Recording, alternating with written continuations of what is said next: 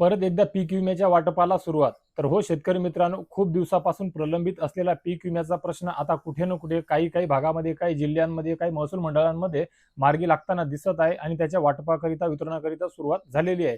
तर मित्र, आपण मागच्या वेळेस पाहिलेलं होतं की खरीपाच्या वेळेस संपूर्ण महाराष्ट्र राज्यभरमध्ये खूप मोठ्या प्रमाणामध्ये नुकसान झालेलं होतं, ज्यामध्ये काही जिल्ह्यांमध्ये खूप जास्त प्रमाणामध्ये नुकसान झाले होते, ज्यामध्ये धाराशिव, लातूर, सोलापूर, बीड, नांदेड, हिंगोली, वाशिम, यवतमाळ, बुलढाणा, अमरावती हे काही जिल्हे होते ज्यामध्ये खूप मोठ्या प्रमाणामध्ये नुकसान झालेलं होतं. आणि त्यानंतर आता काही जिल्ह्यांचं म्हणजे आजही खूप साऱ्या जिल्ह्यांचं कॅल्क्युलेशन अजूनही बाकी आहे. त्यामुळे पीक विमा मिळण्याकरिता वेळ लागत आहे.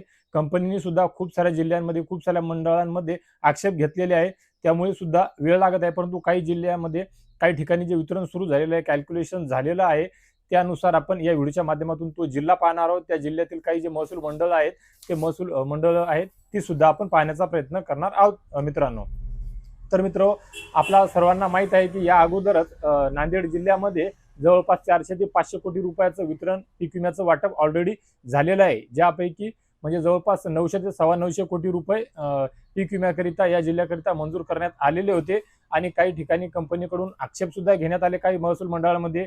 तर काही ठिकाणी या कंपनीला राज्य शासनाच्या वतीने त्यांचा जो हिस्सा देणे बाकी आहे तो सुद्धा अजून मिळणे बाकी आहे. त्यानुसार त्या शेतकरी बांधवांचा पीक विमा रखडलेला आहे. परंतु या अगोदर जे मिळाले 400 ते 500 कोटी, त्याच्या व्यतिरिक्त परत एकदा दुसऱ्या टप्प्यामध्ये जवळपास 300 ते 400 कोटी रुपये म्हणजे जवळपास 381 कोटी रुपयाचा पीक विम्याच्या वाटपाकरिता आता परत एक वेळ सुरुवात झालेली आहे मित्रांनो, ज्यामध्ये जवळपास 913 कोटी रुपयांचा पीक विमा मंजूर करण्यात आला होता. आणि ज्यापैकी बऱ्याच महसूल मंडळांमध्ये वाटप सुरू झालेलं आहे, ज्यामध्ये जवळपास 93 महसूल मंडळांमध्ये वाटप होत आहे, ज्यापैकी काही झालेलं आहे, काही होत आहे, काही शेतकऱ्यांना होत आहे. कारण की या अगोदर त्या शेतकऱ्यांना रकमा त्या कमी मिळालेल्या होत्या, ज्यामध्ये जवळपास महसूल मंडळाला अजूनही वेळ लागणार आहे मित्रांनो.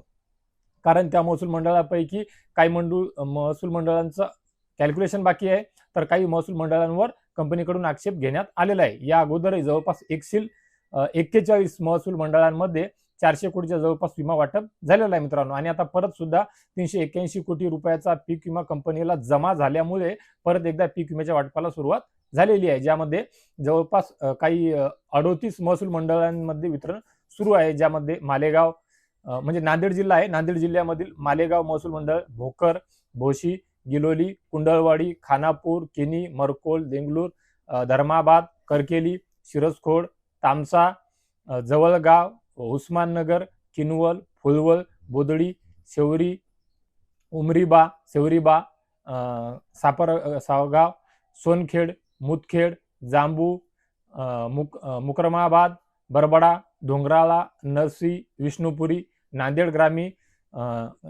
ग्रामीण, शिंदी, वाजेगाव, नेवा, तरोडा हे असे काही 38 महसूल मंडळ आहेत या जिल्ह्यामधले, ज्यामध्ये परत एक वेळ वितरणाकरिता सुरुवात झालेली आहे. आणि येत्या 2-3 दिवसामध्ये जवळपास बऱ्या प्रमाणामध्ये या महसूल मंडळांमध्ये वितरण सुरू राहणार आहे. सोबतच जे काही थोडीफार महसूल मंडळ आहेत ज्यामध्ये राज्य शासनाच्याकडून हिस्सा मिळणार आहे, तो हिस्सा मिळाल्याच्या नंतर हे जे काही म्हणजे कंधार, इस्लामपूर, मांडवी, बारड, नांदेड शहर, वसरणी ही जी काही महसूल मंडळ आहेत, या महसूल मंडळाला बऱ्यापैकी चांगल्या रकमा या शेतकरी बांधवांना मिळणार आहेत पीक विम्याच्या माध्यमातून मित्रांनो. तसेच कंपनीकडून ज्या महसूल मंडळांमध्ये आक्षेप घेण्यात आलेला आहे ती पुढील प्रमाणे आहे, ज्यामध्ये दिग्रजभू, जलधारा, सिंधुभू, माहूर, सिंदखेडवाई बाजार, वानोळा, धानोरा, बुद्रुक ही काही जी अशी आहेत, यामध्ये आक्षेप घेण्यात आलेला आहे, ज्याकरिता अजूनही वेळ लागू शकतो मित्रांनो. आता गेल्या 2-4 दिवसापासून बऱ्याचशा बांधवाकडून कापसा संदर्भात विचारणा करण्यात येत आहे, परंतु आपण पाहतच आहे मित्रांनो, खरीपाचं सोयाबीन, उडीद, मूग, ज्वारीचा पीक विमा आपल्याला कॅल्क्युलेशन होत आहे आणि तो मिळणार आहे. आणि या नांदेड जिल्ह्यामध्ये या महसूल मंडळामध्ये सुद्धा हाच सोयाबीन, उडीद, मूग, ज्वारी, तूर या पिकांचा मिळणार आहे. परंतु या पिकांना पीक विमा मिळण्याकरिताच एवढा उशीर लागत आहे, तर तुम्ही समजून घ्या की कापसाला 100% आणि नक्कीच उशीर लागणार आहे, खूप मोठा वेळ लागणार आहे. जोपर्यंत या पिकांचं कॅल्क्युलेशन होत नाही, जोपर्यंत या पिकांची पूर्ण विल्हेवाट लागत नाही, पीक विमा शेतकरी बांधवांना मिळत नाही, तोपर्यंत कापसाचा पीक विमा मिळणारच नाही मित्रांनो. तर मित्र, आता खऱ्या अर्थाने ही जिल्हे नाही तर इतर सर्व जिल्ह्यांमधलं सुद्धा कॅल्क्युलेशन पूर्ण होऊन मार्गी लागून राज्य शासनाच्या वतीने कंपनीला त्यांचा हिस्सा मिळून हे जे काही बाधित जिल्हे होते खूप मोठमोठ्या प्रमाणामध्ये, ज्यामध्ये बीड, लातूर, धाराशिव, सोलापूर, अमरावती, हिंगोली, वाशिम, यवतमाळ, बुलढाणा, ज्यामध्ये पुनर्वसन मंत्री स्वतः जाऊन आले, पाहून आले, कृषी मंत्री स्वतः जाऊन आले, तिथली परिस्थिती पाहून आले. अशा परिस्थितीमध्ये खरीप हंगाम सुरू झालेला असताना शेतकरी बांधवांना हा जर पीक विमा मिळाला असता तर मशागतीकरिता, पेरणीकरिता, या खरीप हंगामाकरिता नक्कीच त्याचा खूप मोठ्या प्रमाणामध्ये उपयोग झाला असता मित्रांनो. तर आशा करूया या सर्व बाधित जिल्ह्यांचं जे वितरण आहे, कॅल्क्युलेशन आहे, ते संथ गतीने न होता ते तातडीने व्हायला हवं. कारण आता कर्जमाफीच्या प्रक्रिया, कर्जमाफीचा प्रश्न यामध्ये सर्व गुंतलेले आहेत. सर्व ब्रेकिंग न्यूज फक्त कर्जमाफीच्याच आहे. पीक विम्यावर कोणी बोलायला तयार नाहीये, शब्द करायला तयार नाहीये. परंतु हरकत नाही, कुठे ना कुठे नांदेड जिल्ह्याच्या माध्यमातून काय होणं, पीक विम्याच्या वाटपाकरिता, वितरणाकरिता, कॅल्क्युलेशन होण्याकरिता किंवा त्या कंपनीने काही महसूल मंडळावर जे आक्षेप घेतलेला आहे त्या सर्व गोष्टीचा प्रश्न मार्गी लागण्याकरिता सुरुवात झालेली आहे. आणि याप्रमाणेच इतर सर्वच महाराष्ट्र राज्यातील सर्व जिल्ह्यातील सर्वच 200-300 जे काही महसूल मंडळ बाधित झालेली आहेत त्या सर्वांनाच पीक विमा मिळावा याकरिता लवकरात लवकर सुरुवात व्हावी अशी एक सकारात्मक अपेक्षा, आशा बाळगूया मित्रांनो. तर शेतकरी मित्र हो, नांदेड जिल्ह्याच्या संदर्भात 913 कोटी 914 कोटी जे काही या अगोदर मंजूर झालेले होते त्यावेळेसही आपण व्हिडिओ बनवलेला नव्हता मित्रांनो. मी आपणा सर्वांना या अगोदर सुद्धा काल परवाकडच्या व्हिडिओमध्ये सांगितलेलं होतं. कारण की ही परिस्थिती खूप संथगतीने आहे आणि खूप चुकीच्या मार्गाने होत आहे. त्यामुळे थेट पीक विम्याचे व्हिडिओ बनवूनच मी सोडून दिलेले होते मित्रांनो. परंतु आता कुठे ना कुठे सकारात्मक दृष्टिकोन दिसत आहे.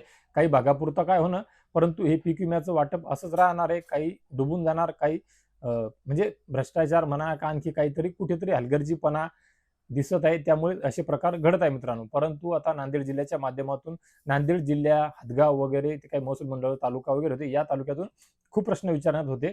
तर त्या सर्वांकरिता आता एक दिलासादायक बातमी आहे. त्यांचं वितरण सुरू झालेलं आहे, होत आहे. ताबडतोब निधीची मंजूर राज्य शासनाकडून झाली आणि कंपनीकडून आक्षेप दूर झाले की राहिलेल्या महसूल मंडळातील शेतकऱ्यांना सुद्धा पीक विमा मिळण्याचा मार्ग मोकळा होणार आहे मित्रांनो. तर शेतकरी मित्र हो, ही होती या जिल्ह्यातील या महसूल मंडळासंदर्भातली पीक विम्याच्या थेट वाटपा संदर्भातली महत्वाची अपडेट, महत्वाची गोड बातमी.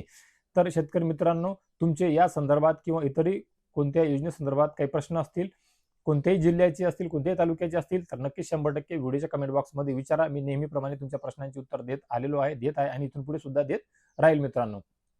तर मित्र, या व्हिडिओच्या माध्यमातून पीक विम्या संदर्भातली या जिल्ह्याच्या या महसूल मंडळाच्या संदर्भातली दिलेली माहिती नक्कीच तुमच्या सर्वांकरिता उपयोगी ठरेल आणि दिलासादायक ठरेल. तर ही माहिती, ही अपडेट इतर सर्व महाराष्ट्र राज्यातील तमाम शेतकरी बांधवांना मिळावी आणि त्यांना सुद्धा कुठे ना कुठे एक आशा मिळावी याकरिता हा व्हिडिओ त्यांच्यापर्यंत नक्की शेअर करा मित्रांनो, जेणेकरून त्यांना सुद्धा अपेक्षा लागेल की चला बुवा आता कुठेतरी सुरुवात झाली, आपलाही प्रश्न मार्गी लागेल किंवा आपणही काहीतरी पाठपुरावा करू, फॉलोअप करू, आंदोलन, मोर्चे, निवेदनाकरिता पाऊल उचलू, पत्रकारांना भेटू किंवा लोकप्रतिनिधींच्या कानावर हा विषय टाकून त्यांना मार्गी लावण्याकरिता प्रयत्न करू, जोर लावू. त्याकरिता व्हिडिओ त्यांच्यापर्यंत शेअर करा मित्रांनो, जेणेकरून तुम्ही हा व्हिडिओ शेअर केल्यानंतर ते सुद्धा तुमचे आभार मानतील मित्रांनो.